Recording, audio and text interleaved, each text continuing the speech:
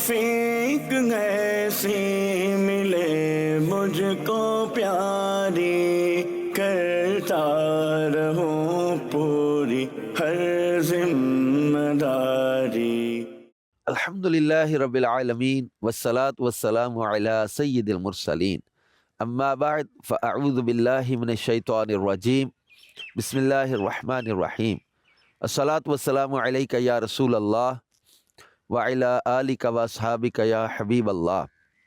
الصلاة والسلام علیک یا نبی اللہ وعلی آلک واصحابک یا نور اللہ۔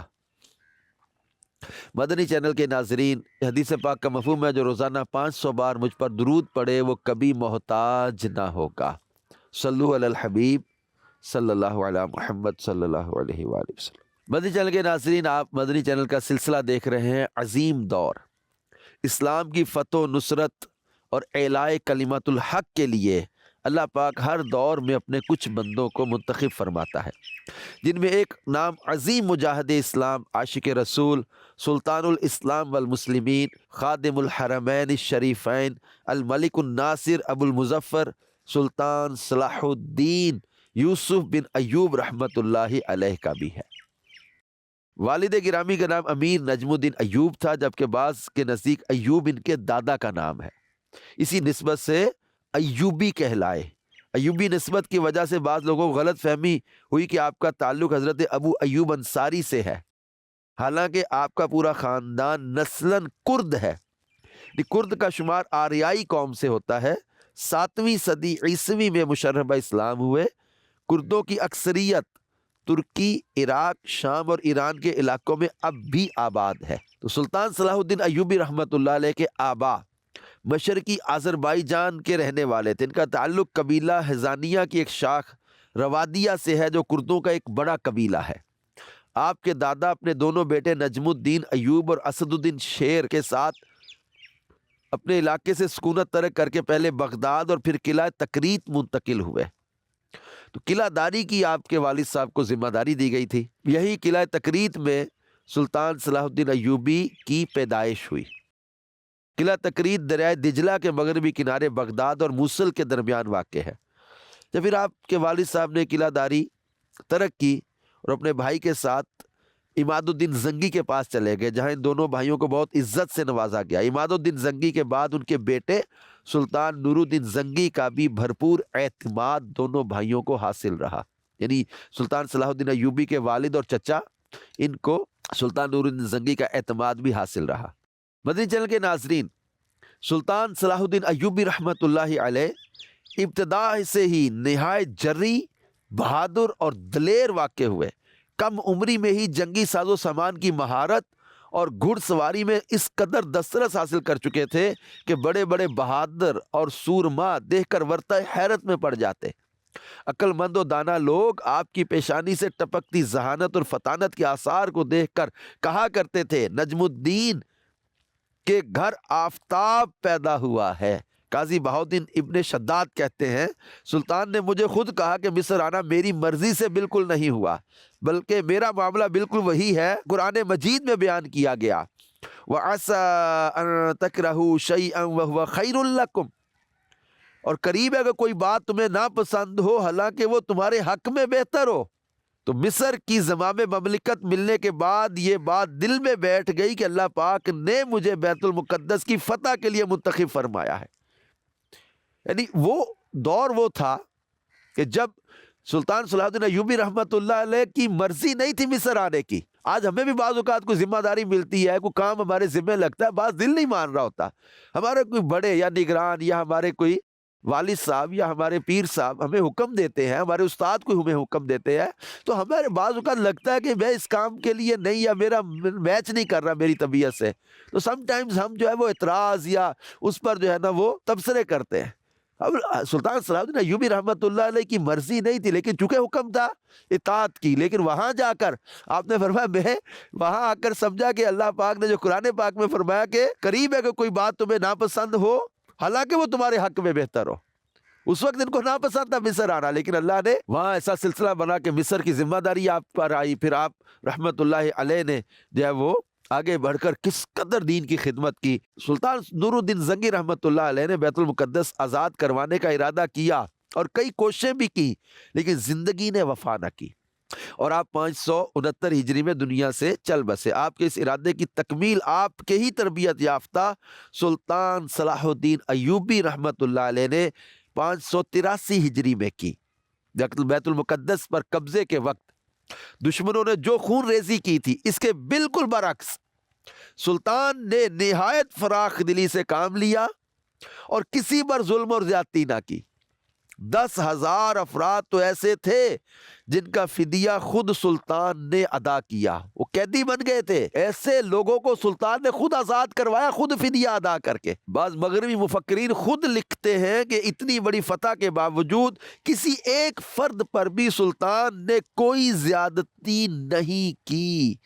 یہ تھی رسول پاک صلی اللہ علیہ وسلم کے اخلاق کریمانہ کی وہ پیاری جھلک اور فیضان، حلم، بردباری، عفو درگزر۔ قوت السخرہ اور مسجد اقصیٰ کو اصلی حالت پر بحال کر دیا گیا۔ سلطان نور الدین زنگی رحمۃ اللہ علیہ بیت المقدس کے لیے بڑے اہتمام سے زر کثیر خرچ کر کے ممبر بنوائے تھے کہ اللہ رب العزت جب بیت المقدس واپس دلائے گا تو اس میں نصب کیے جائیں گے۔ سلطان صلاح الدین ایوبی رحمۃ اللہ علیہ نے حلب سے وہ ممبر منگوا کر بیت المقدس میں نصب کرائے۔ اس اہم واقعے کی یادگار کے طور پر بہت سارے مدارس اور شفا خانے تعمیر کروائے گئے۔ متعدد ایوبی عمراء نے خوبصورت عمارتیں تعمیر کر کے شہر کی رونق کو چار چاند لگا دیے، اور حقیقت میں بیت المقدس کی آزادی پر پورا عالم اسلام خوشیوں میں شریک تھا۔ مدنی چینل کے ناظرین، سلطان صلاح الدین ایوبی رحمۃ اللہ علیہ نے بیت المقدس کی فتح کے ساتھ ساتھ اور بھی کئی فتوحات حاصل کی۔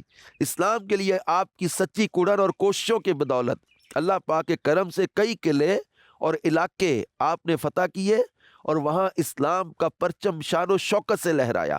ان مفتوحہ علاقوں میں بیت المقدس کے ساتھ ساتھ یہ چند علاقے بھی شامل ہیں: اسکندریہ، دمشق، حلب، کیساریہ، صفوریہ، طور، حیفا، کرک، شگر، غزہ، انترتوس، بلاتنس، بکاس، جبیل، سرمانیہ، برزیہ، دربسان، بغراس، تبریہ، اسکلان، بیروت، سیدا، تبنین، نابلس، لاذقیہ، عکا، کوکب وغیرہ۔ مدنی چینل کے ناظرین، سلطان صلاح الدین ایوبی رحمۃ اللہ علیہ ایسے زبردست فاتح اور ایسے زبردست سلطان اور اتنی فتوحات اور اتنی بڑی سلطنت کے بادشاہ، اور آپ کی عبادات کا ذکر کرتے ہوئے سیرت کی کتابوں میں لکھا ہے کہ آپ کثرت سے تلاوت قرآن کرتے، اور جب تلاوت قرآن سنتے تو آنسو بہاتے۔ امام مقرر کرنے کے لیے بھی آپ نے شرط رکھی ہوئی تھی کہ وہ قرآن عظیم کے علوم کا جاننے والا، متقی و پرہیزگار ہو۔ یہ اس عظیم دور کی خوبصورت باتیں ہیں کہ امام کے لیے تقوی، پرہیزگاری، قرآن کے علوم کا جاننے والا، اور پھر آپ جب قرآن پاک کی تلاوت سنتے تو آنسو بہاتے، قرآن کی تلاوت خود کرتے، نہایت خشوع کے ساتھ ایک ایک پارہ، کبھی 2 اور کبھی 3-4 پارے سناتے۔ ایک دن آپ کہیں سے گزر رہے تھے کہ ایک بچہ اپنے والد کے سامنے بہترین انداز میں تلاوت قرآن کر رہا تھا۔ آپ نے اعزاز کے طور پر ان دونوں باپ بیٹے کے لیے ایک زمین کو وقف کر دیا۔ یہ آپ غور کریں، آپ کو قرآن سے کیسی محبت تھی اور تلاوت کرنے والوں کو کتنا پسند کرتے تھے۔ سماع حدیث کے نہایت شائق تھے، حدیث سننے کے بہت شوق تھا۔ کوئی عالی سلسلہ حدیث کا شیخ ہوتا تو خود اس کی مجلس میں جا کر حدیثیں سنا کرتے تھے۔ قرأت حدیث کے وقت لوگوں کو احترام بیٹھ جانے کا حکم دیتے، کوئی عبرت کی بات سنتے تو آنکھیں پرنم ہو جاتی۔ مدنی چینل کے ناظرین، سلطان صلاح الدین ایوبی رحمۃ اللہ علیہ کا عظیم دور کیسا قرآن سے محبت اور حدیث سے پیار کا دور تھا۔ آپ بہت ہی علم دوست تھے، علماء کی بہت زیادہ عزت کرتے، ان کے لیے عاجزی کرتے، ان کی ہمنشینی اختیار کرتے، پیچیدہ شرعی مسائل کے حوالے سے علماء کی باہمی گفتگو میں لازمی شریک ہوتے، جس کی بدولت شریعت مطہرہ کے کئی احکام اور ان کے دلائل جان لیتے۔ آپ کی زندگی دین اسلام اور مسلمانوں کی خدمت کرتے گزری، حرمین شریفین کی حفاظت، مدارس و خانقاہوں کا قیام اور اس طرح کی دیگر بہت ساری دینی خدمات آپ کی زندگی کا حصہ تھی۔ آپ کی چند دینی خدمات کا میں مزید ڈیٹیل سے یہاں ذکر کروں گا کہ آپ کا عظیم دور کیسا خدمت دین کا دور تھا کہ سلطان صلاح الدین ایوبی رحمۃ اللہ علیہ نے دین کی ترویج و اشاعت کے لیے کئی مدارس تعمیر کروائے، جن میں سے چند جو ہے وہ یہ ہے المدرسۃ الصلاحیہ، جسے تاج المدارس اور اعظم المدارس بھی کہا جاتا ہے۔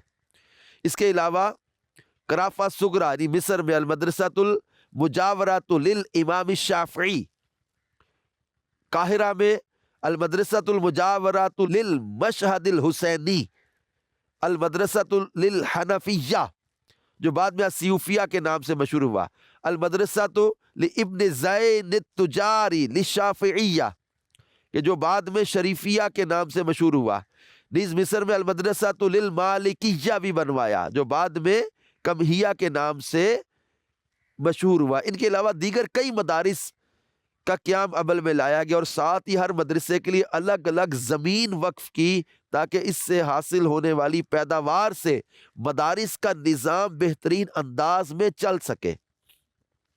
اسی طرح لوگوں کی روحانی تعلیم و تربیت کے لیے کئی خانقاہیں بھی تعمیر کرائیں۔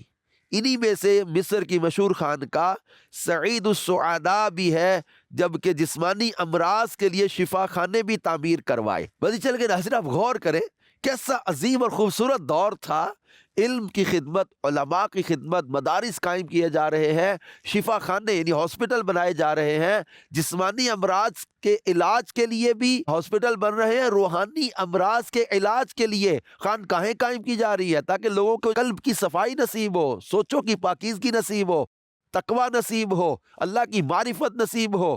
تو یوں روحانی امراض کا علاج بھی کیا جا رہا ہے، جسمانی امراض کا علاج بھی کیا جا رہا ہے، فتوحات بھی کی جا رہی ہیں اپنے ملک کے اندر، تقوی، پرہیزگاری اور اللہ کی محبت کو رائج کرنے کے لیے جب مدارس بھی بنائے جا رہے ہیں، علماء تیار کیے جا رہے ہیں۔ یہ وہ دور تھا، اس دور کے سلطان اس چیز کو سمجھ چکے تھے کہ ہم اپنی آنے والی نسلوں کو اگر برائی سے، بے حیائی سے بچانا چاہتے ہیں، اپنے آنے والی نسلوں کو گمراہی سے بچانا چاہتے ہیں، تو ان میں علماء کی کثرت ہو تاکہ یہ لوگ ان نسلوں کی اچھی تربیت کریں اور ان لوگوں کو، ہمارے آنے والی نسلوں کو، نوجوانوں کو برائی سے بچائیں، گمراہی سے بچائیں اور مذہبی بے راہ روی سے بچائیں۔ اور اس دور کی عظیم چیزیں اور یہ خاص چیزیں جو آپ مدنی چل کے ناظرین سن رہے ہوں گے، اب غور کریں کہ کیسا ان کا ایک ذہن تھا، کیسی ان کی سوچ تھی کہ ایک طرف اسلام کی فتوحات کے لیے جو ہے وہ سرحدوں پر، دوسری طرف اپنے اندرونی شہروں کے اندر علم کے ذریعے روشنی بکھیر رہے ہیں، اسلام کے نور کو آگے پہنچا رہے ہیں۔ مدنی چل کے ناظرین، سلطان صلاح الدین ایوبی رحمۃ اللہ علیہ کے عظیم دور میں راہ خدا میں خرچ کا ایک جذبہ نمایاں نظر آتا ہے۔ آپ خود اللہ کی راہ میں خرچ کرنے کا جذبہ بہت رکھتے تھے، اپنی ذات کے لیے کچھ بچا کر نہ رکھتے۔ یہی وجہ کہ آخری وقت تک آپ پر زکوٰۃ فرض نہ ہوئی۔ مدنی چل کے ناظرین غور کیجئے، غور، سلطان صلاح الدین ایوبی رحمۃ اللہ علیہ بہت سارے شہروں کے فاتح، اتنی بڑی عظیم سلطنت کے بادشاہ، لیکن آپ نے اتنا مال اپنے پاس کبھی جمع نہیں ہونے دیا کہ آپ پر زکوٰۃ فرض ہو جائے۔ نصاب پر سال گزرنے پر زکوٰۃ فرض ہوتی ہے، آپ اتنی دیر تک اتنے مال کے مالک ہی نہ رہے کہ زکوٰۃ فرض ہو جائے۔ اتنے عاجز انکساری والے ہمارے سلطان صلاح الدین ایوبی رحمۃ اللہ علیہ تھے۔ کیا ان کے اندر للہیت تھی، دنیا، مال، سرمایہ جمع کرنے کا ذہن ہی نہیں تھا ان کا۔ جو آتا اللہ کی راہ میں بانٹ دیتے، خرچ کر دیتے، تقسیم کر دیتے۔ مدنی چل کے ناظرین، سلطان صلاح الدین ایوبی رحمۃ اللہ علیہ کے دور میں حجاج کرام کی آسانی کے لیے بھی کچھ اہم کام ہوئے، کیونکہ آپ کے دور حکومت سے پہلے مکہ مکرمہ میں یہ قانون بن گیا تھا کہ جو بھی حج کرنے جاتا اس سے کچھ رقم بطور ٹیکس لی جاتی، اور جو ادا نہ کر پاتا اسے قید کر لیا جاتا تھا، یوں حج کی ادائیگی سے وہ محروم ہو جاتا تھا۔ یعنی جو مکے گیا ہے اس سے ٹیکس لیا جاتا تھا۔ اب کسی کے پاس اگر نہیں ہے ٹیکس دینے کے لیے تو وہ حج سے رہ جاتا تو اسے قید کر لیا جاتا تھا، اتنی سختی ہو گئی تھی اس ٹیکس کی وجہ سے۔ تو آپ نے حاجیوں سے لیے جانے والا یہ ٹیکس ختم کروا دیا، اور اس کے بدلے امیر مکہ، اہل مکہ اور وہاں کے مجاوروں وغیرہ کے گزر بسر کے لیے ہر سال 8,000 اردب یعنی تقریباً 15,120 من غلہ مکہ مکرمہ بھجوایا کرتے تھے۔ یعنی جو ٹیکس لیا جاتا تھا وہ امیر مکہ، اہل مکہ اور دیگر مجاوروں وغیرہ کے گزر بسر کے لیے، تو آپ نے کہا وہ ہمارے ذمے، یعنی یوں سمجھے کہ آپ ایک سبسڈی دے رہے ہیں یا ایک جو ہے نا وہ ان کو ہیلپ دے رہے ہیں کہ آپ حاجیوں سے ٹیکس نہ لیں، میں آپ کو اتنا جو وہ غلہ مکہ مکرمہ بھجوا دیا کروں، اور وہ بھجوا دیا کرتے تھے۔ سلطان صلاح الدین ایوبی رحمۃ اللہ علیہ صبر و استقامت، ہمت و شجاعت میں اپنی مثال آپ تھے۔ مزاج حاکمانہ ہونے کے باوجود طبیعت میں عفو و حلم، جود و سخاوت، مروت اور شرافت رچے بسے تھے۔ یہ کمال ہوتا ہے مدنی چینل کے ناظرین، اتنا بڑا حاکم ہو، اتنا بڑا فاتح ہو، اتنی روب و طاقت اور شخصیت کا مالک سلطان ہو، لیکن عفو درگزر، حلم اور جود و سخاوت، مروت، شرافت آپ کے مزاج میں ہو۔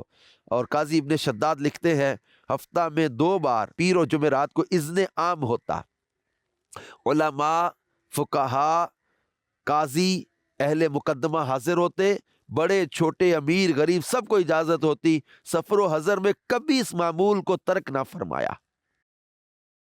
رکعات و فرامین پر خود سائن کرتے تھے، کبھی کسی صاحب غرض اور حاجت مند کو ناکام واپس نہ کرتے تھے۔ اس کے ساتھ ذکر و تلاوت میں بھی آپ کا شغف رہتا تھا۔ کوئی فریادی آتا، خود کھڑے ہو کر اس کا مقدمہ سنتے، اس کی داد رسی کرتے، اس کے معاملے میں دلچسپی لیتے۔ سلطان صلاح الدین ایوبی رحمۃ اللہ علیہ کا یہ انداز کمال کا انداز تھا۔ مدنی چینل کے ناظرین، سلطان صلاح الدین ایوبی رحمۃ اللہ علیہ بڑے ہی بردبار اور متحمل مزاج تھے، اور آپ لوگوں کی غلطیوں اور لغزشوں سے چشم پوشی کر جاتے تھے۔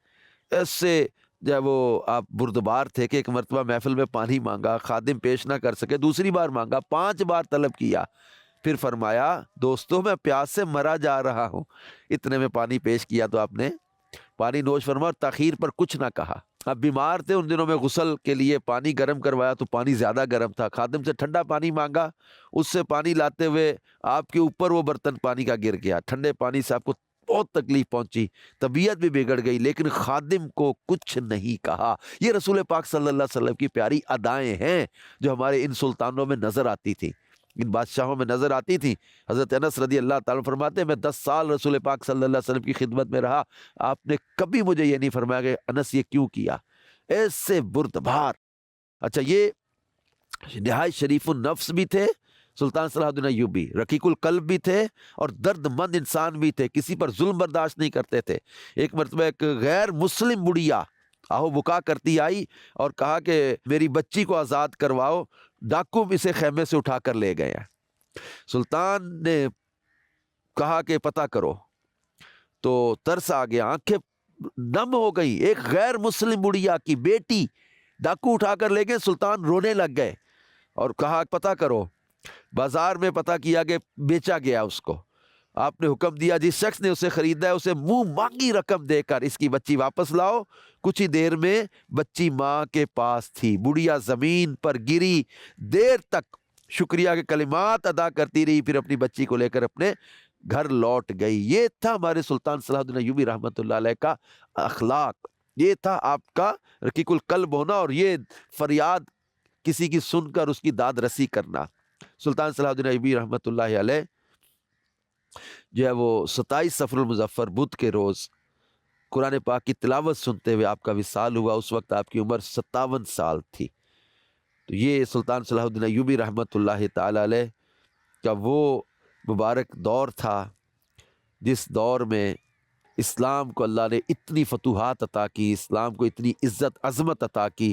اللہ پاک ان کی قبر پر کروڑ رحمت نازل فرمائے۔ مدنی چینل کے ناظرین، سلطان صلاح الدین ایوبی رحمۃ اللہ علیہ کا عظیم دور اسلام کی فتوحات، عظمت اور اسلام کی بہت ساری خدمات کا دور تھا، جن میں سے چند چیزیں آپ کے سامنے یہاں ذکر کی ہیں۔ اللہ پاک ان پر کروڑ رحمت نازل فرمائے، اور ان کے صدقے ہمیں بھی اچھے اخلاق، اچھا کردار، ملنساری، حلم، بردباری جیسی پیاری عادت عطا فرمائے، اور اس عظیم دور کا صدقہ اللہ پاک ہمارے معاشرے میں ان اچھی عادات کو رائج کر دے، تاکہ ہمارا معاشرہ بھی امن کا گہوارہ بن جائے.